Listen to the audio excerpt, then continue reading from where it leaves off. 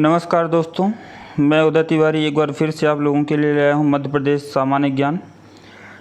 सारे एस्पिरेंट्स जो एमपीपीएससी और एमपीएसआई के एग्ज़ाम देना चाहते हैं और जो व्यापम के एग्ज़ाम्स की तैयारी कर रहे हैं उनके लिए मध्य प्रदेश सामान्य ज्ञान की विशेष श्रृंखला मैं आप लोगों के लिए ले आया हूँ, जिसमें हम लोगों ने लास्ट 2 लेक्चर्स में बात की है मध्य प्रदेश का एक जनरल इन्फॉर्मेशन, और दूसरा हमने बात की थी दूसरे लेक्चर में हमने रीऑर्गेनाइजेशन ऑफ मध्य प्रदेश, कैसे मध्य प्रदेश 1956 से अभी तक में कन्वर्ट हुआ है, कैसे कैसे राज्यों का बंटवारा हुआ, कैसे ज़िलों का पुनर्गठन हुआ, ये सारी चीज़ें अभी तक में हम लोगों ने देखी है। आज हम बात करेंगे मध्य प्रदेश के पॉलिटिकल स्ट्रक्चर की, मध्य प्रदेश की राज्य व्यवस्था की, जिसमें से सबसे पहले हम देखते हैं कि टेबल ऑफ कंटेंट क्या क्या है। इसमें हम बात करेंगे आज के कंटेंट में स्टेट लेजिस्लेटिव असेंबली की बात करेंगे, मध्य प्रदेश में लोकसभा और राज्यसभा का क्या स्टेटस है। हम बात करेंगे मध्य प्रदेश के स्टेट एग्जीक्यूटिव और लेजिस्लेचर की। हम बात करेंगे गवर्नर के पावर एंड फंक्शंस की, चीफ मिनिस्टर और काउंसिल ऑफ मिनिस्टर्स की हम बात करेंगे। साथ में हम बात करेंगे फंक्शंस ऑफ चीफ मिनिस्टर और कुछ इंपॉर्टेंट फैक्ट्स जो हमारे एग्ज़ाम ओरिएंटेड हैं। तो दोस्तों एक एक करके हम यहाँ पर सब कुछ स्टार्ट करते हैं। तो चलिए स्टार्ट करते हैं आज का लेक्चर, आज का टॉपिक स्टेट लेजिस्लेटिव असेंबली। आप देख रहे हैं मध्य प्रदेश विधानसभा का एक लेआउट आपके सामने दिख रहा है, और बगल में एक फ़ोटो दिख रही है चार्ल्स कोरिया की। ठीक है, ये चार्ल्स कोरिया वही हैं जिन्होंने मध्य प्रदेश के विधानसभा का आर्किटेक्ट तैयार किया था। तो इनके बारे में हम बाद में बात करते हैं। पहले हम बात करते हैं मध्य प्रदेश की विधानसभा की। तो मध्य प्रदेश के विधानसभा का गठन 1 नवंबर 1956 को हुआ था, जिसका नाम इंदिरा गांधी भवन रखा गया। हमने पहले ही बात की है कि इसके वास्तुकार हैं चार्ल्स कोरिया। ठीक है, अब अगर हम बात करें कि ये विधानसभा का निर्माण हुआ कैसे, तो दोस्तों इसके पीछे एक छोटी सी कहानी है मैं जो आपको बताना चाहूँगा कि मध्य प्रदेश का जो विधानसभा है 1956 में मध्य प्रदेश बनने के बाद, ठीक है, मध्य प्रदेश की विधानसभा ने अपना नया वर्तमान स्वरूप ग्रहण किया, और इसमें विंध्य प्रांत, मध्य भारत, महाकौशल और भोपाल राज्य की विधानसभाओं को शामिल किया गया था, क्योंकि इन विधानसभाओं का एकीकरण हुआ और एकीकरण के तुरंत पश्चात जिसके सदस्य अपने आप ही मध्य प्रदेश की नई और पहली विधानसभा के सदस्य बन गए। राज्य के पुनर्गठन के पहले एक नई एकीकृत विधानसभा भवन के लिए मिंटो हॉल का चुनाव कर लिया गया था, और मिंटो हॉल की कहानी अगर मैं आपको बताऊं तो 1909 में इसकी शुरुआत होती है। उस समय पे जब तत्कालीन गवर्नर जनरल लॉर्ड मिंटो अपनी पत्नी के साथ जब भोपाल आए थे, तो वहाँ के शासिका थी नवाब सुल्तान जहाँ बेगम, और उन्हें ये महसूस हुआ कि इतने बड़े अधिकारी के रहने के लिए कोई भी एक स्थान गेस्ट हाउस नहीं है, तो उन्होंने उनके हाथों से ही मिंटो हॉल का इनॉग्रेशन करवाया, मतलब उसकी नींव रखी, और मिंटो हॉल का निर्माण कार्य शुरू हुआ जो कि 24 वर्षों में पूरा हुआ। इसके इंजीनियर AC रवेन थे जो अंग्रेज अधिकारी थे, और इस भवन का उपयोग गेस्ट हाउस के तौर पर, भोपाल राज्य की सेना के मुख्यालय के तौर पर, आपका आर्थिक सलाहकार के दफ्तर के तौर पर, पुलिस मुख्यालय के तौर पर, और अभी वर्तमान में होटल के रूप में इसका उपयोग किया जा रहा है। 1946 में इसमें इंटर कॉलेज की स्थापना हुई। बाद में यही इंटर कॉलेज आपका हमीदिया कॉलेज के रूप में जाना गया। 1956 तक ये हमीदिया कॉलेज यहीं लगा करता था। फिर 1956 से 1996 40 वर्ष तक यह मिंटो हॉल मध्य प्रदेश के लोकतांत्रिक इतिहास का साक्षी रहा है। मध्य प्रदेश की संसदीय यात्रा का हम कदम रहा है। कामकाज बढ़ता गया, लोड बढ़ता गया, तो नए भवनों के निर्माण की भी आवश्यकता महसूस होती गई। तो 1981 में, मार्च 1981 में तत्कालीन जो लोकसभा के अध्यक्ष थे श्री बलराम जाखड़, उनके द्वारा नए विधानसभा भवन का शिलान्यास करवाया गया। ये नया विधानसभा भवन आपका अरेरा पहाड़ी पर स्थित है, ठीक है, जिसका निर्माण कार्य 17 सितंबर 1984 से प्रारंभ हुआ और 3 अगस्त 1996 को डॉक्टर शंकर दयाल शर्मा के कर कमलों के द्वारा उद्घाटन हुआ। ठीक है, और इसका नाम इंदिरा गांधी विधान भवन रखा गया। इसका व्यास 140 मीटर है। हमने पहले ही बात की कि वास्तुकार चार्ल्स कोरिया हैं। ठीक है, तो जब मध्य प्रदेश विधानसभा का गठन हुआ उस समय पर 1957 में मध्य प्रदेश में क्या स्थिति थी विधानसभा की, तो 288 की स्ट्रेंथ थी। 2000 में जब छत्तीसगढ़ था तब तक 320+1, और जिसमें अनुसूचित जाति जनजाति के लिए सीटें आरक्षित की गई। तो शेड्यूल कास्ट के लिए 35 सीटें, शेड्यूल ट्राइब्स के लिए 47 सीटें और वर्तमान में 230 प्लस एक जो है आपका ये एंग्लो इंडियन का रिप्रेजेंटेशन है, उसके लिए रखा गया है मध्य प्रदेश में विधानसभा में। फिर हम बात करते हैं वो लोकसभा और राज्यसभा की कंडीशन क्या है। तो मध्य प्रदेश में लोकसभा की कुल 29 सीटें हैं, जिसमें से 4 सीटें एससी के लिए रिजर्व्ड हैं, शेड्यूल कास्ट अनुसूचित जाति के लोगों के लिए, 6 सीटें अनुसूचित जनजाति के लोगों के लिए रिजर्व्ड हैं। और पहला इलेक्शन मध्य प्रदेश में, पहले आम चुनाव 1951-52 में संपन्न हुए थे, जिसकी शुरुआत 25 अक्टूबर 1951 से हुई और 21 फरवरी 1952 तक ये चुनाव चल रहे थे। ठीक है, पहली लोकसभा का जो सेशन है, सत्र है, 13 मई 1952 को आयोजित किया गया। अब अगर हम बात करते हैं मध्य प्रदेश में राज्यसभा सीटों की, तो मध्य प्रदेश में कुल राज्यसभा की 11 सीटें हैं। दोस्तों फिर हम अगले स्ट्रक्चर पर आते हैं। अगला जो स्ट्रक्चर है मध्य प्रदेश में वो है सबसे सुप्रीम अथॉरिटी गवर्नर, राज्यपाल की।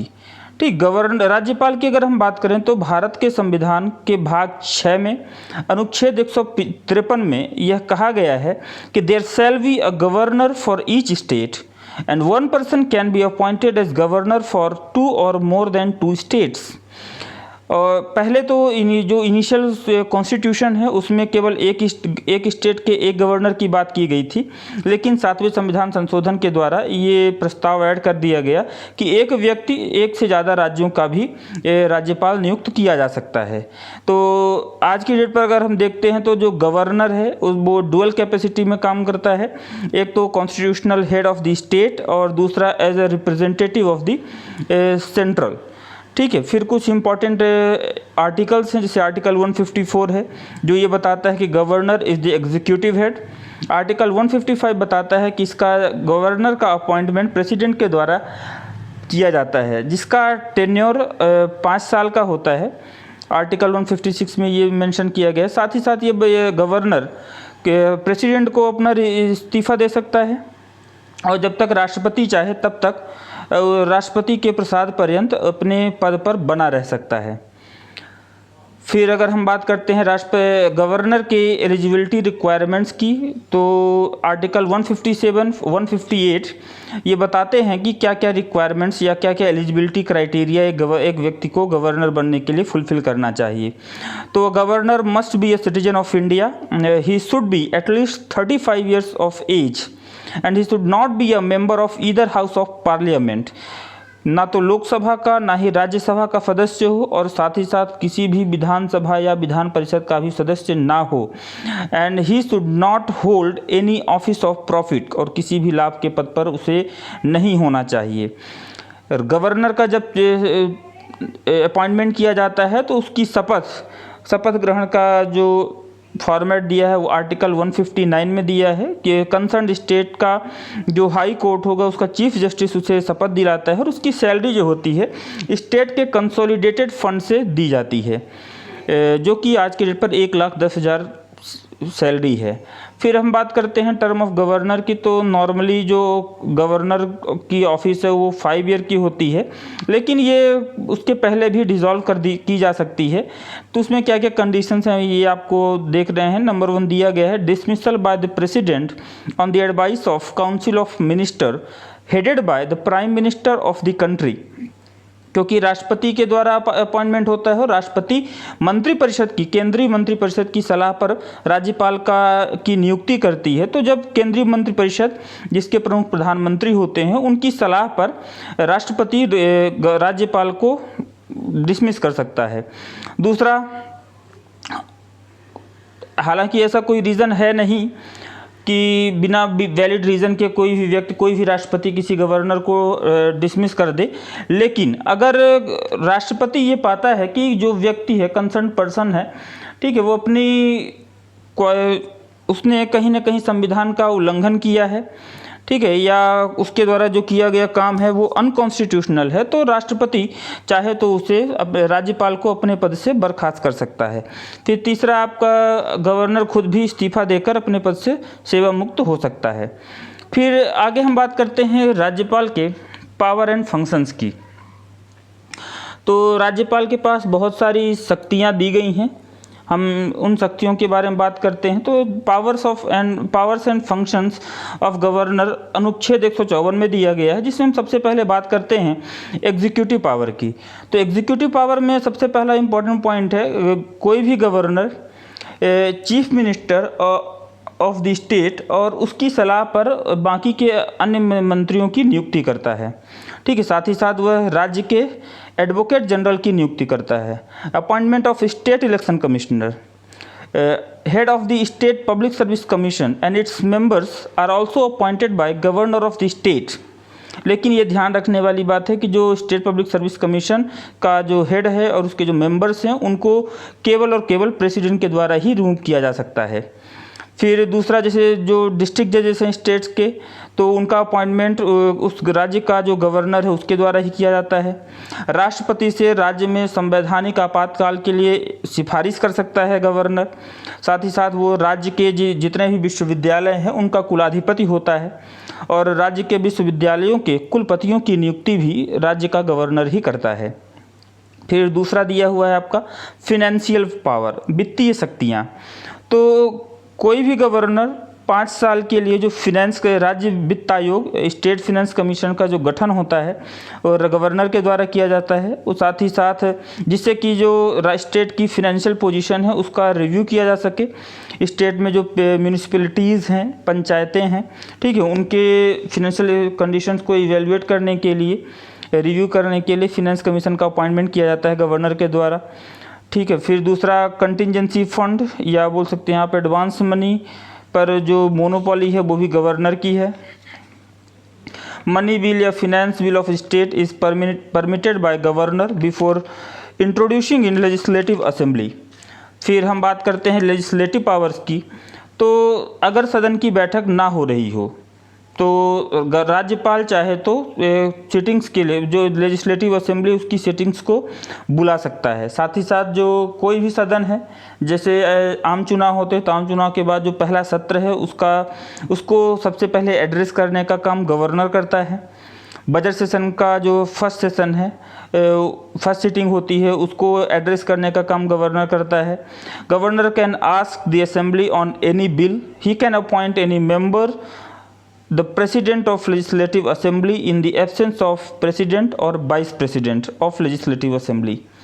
ठीक है, दूसरा जो एंग्लो इंडियन का नॉमिनेशन है, एक एंग्लो इंडियन का नॉमिनेशन जो राज्य में होता है तो ये भी राज्यपाल के द्वारा ही किया जाता है। ये आपका अनुच्छेद 333 में दिया गया है। ठीक, साथ ही साथ जैसे राष्ट्रपति के पास अध्यादेश जारी करने के लिए शक्तियां होती हैं, वैसे ही राज्यपाल के पास भी अध्यादेश की शक्तियां होती हैं।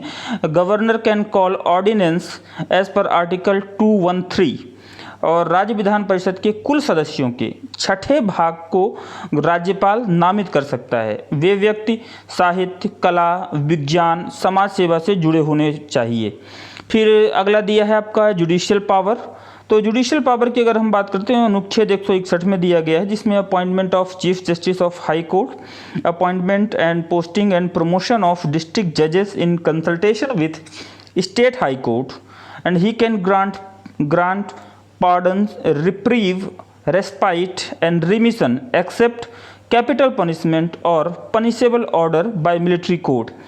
तो राष्ट्रपति के पास जो समाधान की शक्तियां होती हैं वही समाधान की शक्तियां राज्यपाल के पास भी हैं, बशर्ते वो दंड सेंट्रल गवर्नमेंट के द्वारा या मृत्यु दंड ना हो या मिलिट्री कोड के द्वारा दिया गया दंड ना हो। फिर अगला है आपका डिस्क्रिशनरी पावर, जिसमें जितने भी वीटो पावर्स होती हैं वो वीटो पावर राज्यपाल के पास भी दिए जाते हैं जो प्रधानमंत्री राष्ट्रपति के पास हैं। फिर जैसे अपॉइंटमेंट ऑफ चीफ मिनिस्टर्स, किसी भी व्यक्ति को गवर्नर चाहे तो मुख्यमंत्री अपॉइंट कर सकता है बशर्ते कोई भी दल बहुमत का ना हो। अगर आम चुनाव होते हैं जिसमें कोई भी पार्टी मेजोरिटी की नहीं है तो उसमें गवर्नर अपनी इच्छा, अपनी शक्ति का प्रयोग करते हुए किसी भी व्यक्ति को वहाँ पर मुख्यमंत्री अपॉइंट कर सकता है। ठीक है, और अगर कोई भी दल उसकी मेजोरिटी नहीं है तो वहाँ पर वह गवर्नमेंट को डिसमिस भी कर सकता है। तो इस तरीके से राज्यपाल की ये शक्तियाँ होती हैं, एग्जीक्यूटिव, फिनेंशियल, लेजिस्लेटिव, जुडिशरी और डिस्क्रिशनरी पावर। तो इस तरीके से हमने ये देखा गवर्नर मध्य प्रदेश में, या मध्य प्रदेश के अलावा जितने भी स्टेट के गवर्नर्स होते हैं उन सब के लिए। तो मेंस में दोस्तों क्वेश्चन पूछा जाता है कि जैसे एक बहुत अच्छा क्वेश्चन है, critically examine the role of governor in the state politics in India, particularly in Madhya Pradesh, is he a mere puppet. जैसे कई बार ये चार्जेस लगाए जाते हैं कि जो राज्यपाल है केंद्र के द्वारा भेजा गया तोता है, या केंद्र का रिप्रेजेंटेटिव होता है, उसके पास कोई शक्तियाँ नहीं होती हैं। तो आपको इसे क्रिटिकली एग्जामिन करना है, समालोचनात्मक व्याख्या करनी है। मध्य भारत में जो राज्य की राजनीति होती है उसमें राज्यपाल की क्या भूमिका है, और मध्य प्रदेश के संदर्भ में आपको इसकी व्याख्या करनी है। फिर दूसरा, जैसे एक क्वेश्चन पूछा जाता है, governor is the constitutional head of the state as well as the representative of the center. Examine how the constitutional discretion provided to the governor for performing this role has led to the conflicts between the states and the centers. तो ये question आप लोग solve करेंगे और कोशिश करेंगे इसके answer writing के लिए। मेंस में ये क्वेश्चन पूछा जाता है, बहुत इंपॉर्टेंट क्वेश्चन है आप लोगों के लिए। इस क्वेश्चन का जो आंसर है मैं अपने अगले लेक्चर में, अगले वीडियो में आपसे डिस्कस करूँगा। तो आप कंटिन्यू लगातार चैनल पर बने रहिए और देखते रहिए। आगे दोस्तों हम स्टार्ट करते हैं मध्य प्रदेश की पॉलिटी में, जिसमें हम बात करते हैं काउंसिल ऑफ मिनिस्टर्स और चीफ मिनिस्टर्स की। तो सबसे पहली बात आती है कि चीफ मिनिस्टर कौन है, किसे आप चीफ मिनिस्टर कहते हैं। तो chief minister is the head of the state government, जो राज्य का प्रमुख है, राज्य के प्रशासन का जो प्रमुख है वही मुख्यमंत्री है। और लेकिन अभी अब फिर बात करते हैं हम, जैसे गवर्नर के बारे में अभी हमने पढ़ा कि गवर्नर इज़ कॉन्स्टिट्यूशनल हेड। तो गवर्नर जो होता है, राज्यपाल एक नॉमिनल एग्जीक्यूटिव ऑफ का हेड होता है, लेकिन the person who becomes the chief minister is real executive of the government. वास्तव में जो उसका प्रमुख होता है वो मुख्यमंत्री ही है। रियल एग्जीक्यूटिव का कहने का मतलब यहाँ पर है D facto executive. It means in fact whether by right और नॉट, चाहे वो सही हो या गलत हो उससे फर्क नहीं पड़ता, लेकिन चाहे अधिकार हो या ना हो, लेकिन रियल एग्जीक्यूटिव उसमें डी फैक्टो एग्जीक्यूटिव है। ठीक है। According to article 164 in Indian constitution, governor appoints chief minister. हमने पहले ही बात की थी कि राज्यपाल मुख्यमंत्री की नियुक्ति करता है। ठीक है। जब आम चुनाव होते हैं तो उसमें मुख्यमंत्री बनने के लिए जो विधानसभा में बहुमत दल का जो नेता होता है उसे राज्यपाल के द्वारा मुख्यमंत्री नियुक्त किया जाता है। राज्यपाल अपने विवेकाधिकार से मुख्यमंत्री की भी नियुक्ति कर सकता है और उसे बहुमत सिद्ध करने के लिए भी कह सकता है। तो ये राज्यपाल की विवेकाधिकार शक्तियाँ हैं। कोई भी व्यक्ति 6 महीने तक विधानसभा का सदस्य ना होते हुए भी मुख्यमंत्री के पद पर बने रह सकता है, किंतु ये ध्यान रखने वाली बात है कि उसे 6 माह के भीतर विधानसभा की सदस्यता लेना अनिवार्य होगा। अगर वह 6 महीने के भीतर विधानसभा की सदस्यता नहीं ले पाता है तो वहाँ पर वह मंत्रिमंडल, वह मुख्यमंत्री बर्खास्त हो जाएगा।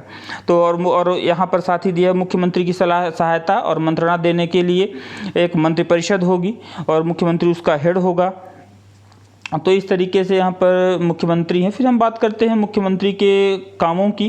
तो सबसे पहला है, एक तो वो स्टेट प्लानिंग बोर्ड का हेड होता है।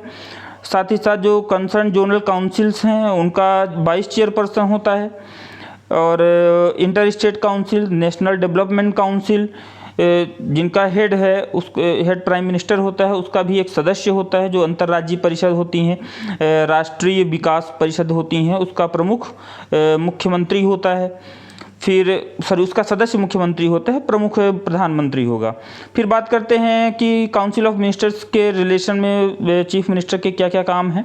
तो सबसे पहला काम हम देखते हैं कि चीफ मिनिस्टर जो होता है स्टेट काउंसिल ऑफ मिनिस्टर्स का हेड होता है। साथ ही साथ वह मंत्रियों की नियुक्ति के लिए गवर्नर को सलाह देता है। गवर्नर उसी मुख्यमंत्री की सलाह पर ही मंत्रियों की नियुक्ति करता है। मुख्यमंत्री अपने मंत्रियों के बीच में पदों का हस्तांतरण और उनका बंटवारा करता है। वह किसी भी मंत्री को इस्तीफा देने के लिए बोल सकता है। साथ ही साथ जो काउंसिल ऑफ मिनिस्टर्स की जो मीटिंग्स होती हैं उसका हेड चीफ मिनिस्टर होगा। जितनी भी एक्टिविटीज़ हैं जो मिनिस्टर्स के द्वारा उनके कंसर्न डिपार्टमेंट से या मिनिस्ट्री के द्वारा की जाती हैं, तो उनको गाइड करने का काम, उनको कंट्रोल करने का काम मुख्यमंत्री के द्वारा किया जाता है। यदि मुख्यमंत्री इस्तीफा दे दे तो सभी मंत्रिपरिषद, संपूर्ण मंत्रिपरिषद कोलैप्स हो जाती है। तो ये काउंसिल ऑफ मिनिस्टर के रेफरेंस में चीफ मिनिस्टर के फंक्शंस हुए। फिर हम बात करते हैं in relation to the governor functions of chief minister. तो गवर्नर के रेफरेंस में हमने बात की, जैसे जितनी भी एक्टिविटीज़ हैं, जितने भी डिसीजंस हैं काउंसिल ऑफ मिनिस्टर्स के, ठीक है, वो सारे के सारे चीफ मिनिस्टर के द्वारा ही गवर्नर को कम्युनिकेट किए जाते हैं। ठीक है, अगर गवर्नर किसी भी इंफॉर्मेशन को मांगता है, कोई भी रिपोर्ट अगर मांगता है, तो उन जो एडमिनिस्ट्रेटिव अफेयर से रिलेटेड हैं तो मुख्यमंत्री गवर्नर को सबमिट करेगा। ठीक है, यदि कोई भी मंत्री किसी भी इशू पर डिसीजन ले रखा है, कोई उसके द्वारा किसी मंत्रालय के द्वारा कोई काम किया जाता है, तो उसकी रिपोर्ट गवर्नर तक मुख्यमंत्री के द्वारा ही सबमिट की जाती है। ठीक है, फिर अगला हम देखते हैं कि जैसे हमने पहले बात की, एडवोकेट जनरल का अपॉइंटमेंट करता है आर्टिकल 165 के थ्रू। फिर दूसरा है chairman of state public service commission and its members and then state election commission का अपॉइंटमेंट चीफ मिनिस्टर करता है। तो ये इंपॉर्टेंट फंक्शंस हुए। फिर हम बात करते हैं functions of chief minister in relation to the state legislature. State legislature के रिलेशन में क्या क्या काम करता है। तो सबसे इम्पोर्टेंट काम है कि कोई भी काम करने के पहले, जैसे गवर्नर कोई भी सलाह दे तो चीफ मिनिस्टर के एडवाइस ज़रूरी है। गवर्नर अपने मन से कोई भी डिसीजन या कोई भी काम नहीं कर सकता है। ठीक है, legislative assembly can be dissolved at any time on the recommendation to the governor by chief minister. अगर चीफ मिनिस्टर रिकमेंड करता है कि गवर्नमेंट डिसॉल्व कर दी जाए, असेंबली डिसॉल्व कर दी जाए, तो वह असेंबली डिसॉल्व हो जाएगी। फिर all the government policies are announced by him on the floor of the house. जितनी भी गवर्नमेंट की पॉलिसीज़ होती हैं वो सारी पॉलिसीज़ मुख्यमंत्री के द्वारा ही अनाउंस की जाती हैं।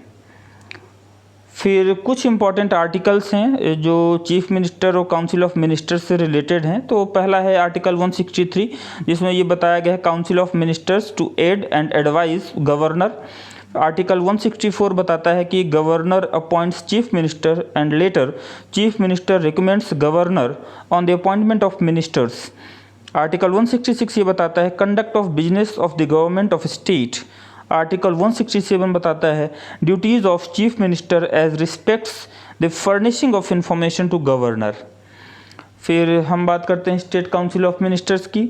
तो स्टेट काउंसिल ऑफ मिनिस्टर में, जैसे सेंटर में स्टेट काउंसिल ऑफ मिनिस्टर होती है, सेम वे में स्टेट्स में भी एक काउंसिल ऑफ मिनिस्टर्स होगी जिसका हेड चीफ मिनिस्टर होगा और जिसके मिनिस्टर्स का अपॉइंटमेंट गवर्नर के थ्रू चीफ मिनिस्टर के रिकमेंडेशन पर किया जाता है। उसकी साइज़ क्या होगी ये डिपेंड करता है।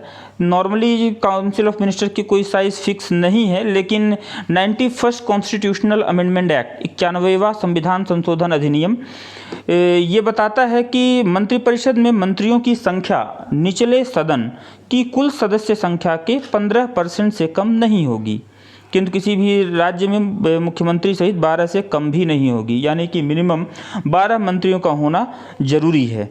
और उनकी शपथ का जो प्रारूप है, जितने भी मंत्री होंगे उनकी शपथ का प्रारूप शेड्यूल 3 में मेंशन किया गया है।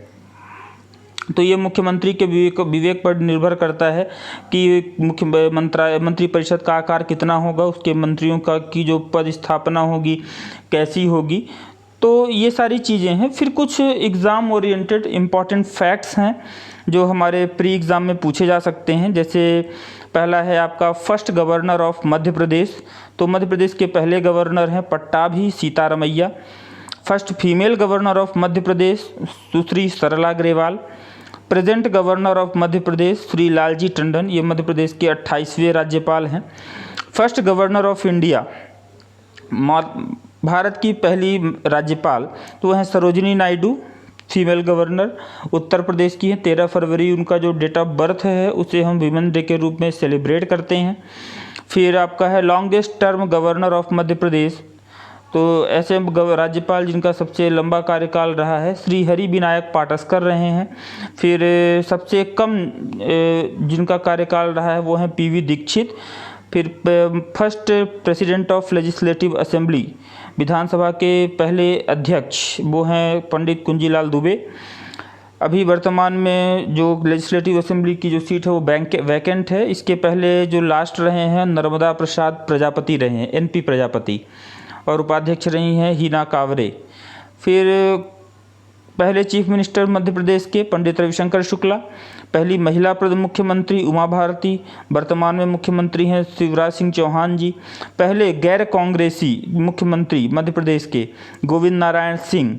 पहले प्रमुख सचिव मध्य प्रदेश के हैं HS कामत। पहली चीफ सेक्रेटरी है मध्य प्रदेश के अभी वर्तमान में जो चीफ सेक्रेटरी हैं वो है सुधीर रंजन मोहंती। पहले एडवोकेट जनरल हैं मध्य प्रदेश के M अधिकारी, वर्तमान में है पुरुषेंद्र कौरव। तो पुरुषेंद्र कौरव जी भी वर्तमान के एडवोकेट जनरल हैं। इसके पहले शशांक शेखर जी थे 17 मई 2019 से। अभी सरकार बदल गई है तो एडवोकेट जनरल भी बदल गए हैं। एडवोकेट जनरल जैसे मध्य राज्य में होता है वैसे ही केंद्र में अटॉर्नी जनरल होता है, महाधिवक्ता, जो अनुच्छेद 76 में दिया गया है। एडवोकेट जनरल आर्टिकल 165 में दिया गया है। फिर कुछ और फैक्ट देखते हैं दोस्तों। फर्स्ट वाइस प्रेसिडेंट ऑफ विधानसभा विष्णु विनायक सरवटे। पहले प्रोटेम स्पीकर जब आप जानते हैं जब पहली बार सदन का गठन होता है, पहला इलेक्शन होता है तो सदस्यों को शपथ दिलाने के लिए सबसे वरिष्ठ व्यक्ति है, वरिष्ठ सदस्य होता है, वह लोगों को शपथ दिलाता है। पहले अध्यक्ष की शपथ दिलाई जाती है, बाद में वो अध्यक्ष बाकी सदस्यों को शपथ दिलाता है। तो पहले प्रोटेम स्पीकर हैं काशी प्रसाद पांडे। 15वीं विधानसभा के जो प्रोटेम स्पीकर थे दीपक सक्सेना जी थे। First state election commissioner of Madhya Pradesh के पहले राज्य निर्वाचन आयुक्त NB लोहानी रहे हैं। वर्तमान में मध्य प्रदेश के जो स्टेट इलेक्शन कमिश्नर हैं बसंत प्रताप सिंह हैं। भारत के चीफ इलेक्शन कमिश्नर हैं सुनील अरोरा जी। तो ये अभी का स्टेटस है और ये ध्यान रखेंगे, पहला तो हमेशा स्टेबल रहेगा, कांस्टेंट रहेगा, उसमें चेंज नहीं होने वाला है। वर्तमान का आप एग्ज़ाम देने के पहले ज़रूर एक बार देख के जाएं। तो दोस्तों आज के लिए फ़िलहाल इतना ही मध्य प्रदेश की राज्य व्यवस्था में। मैं जैसे चार्ल्स कोरिया के बारे में मैंने आज आपसे डिस्कस नहीं किया है, मैंने विधानसभा के बारे में थोड़ी सी इम्पोर्टेंट इन्फॉर्मेशंस दी है। आपसे एग्ज़ाम में पूछ सकता है कि 3 मार्कर में विधानसभा, मध्य प्रदेश का विधानसभा या इंदिरा गांधी भवन के बारे में, तो आप जितनी इन्फॉर्मेशन मैंने आपसे शेयर की है वो सफिशिएंट है। तो आप लोग चैनल पर बने रहिए और देखते रहिए, जितना ज़्यादा हो सके आप दोस्तों तक अपने पहुँचाएँ जिससे उनको भी इसका बेनिफिट्स मिल पाए। तो आज के लिए धन्यवाद, थैंक यू।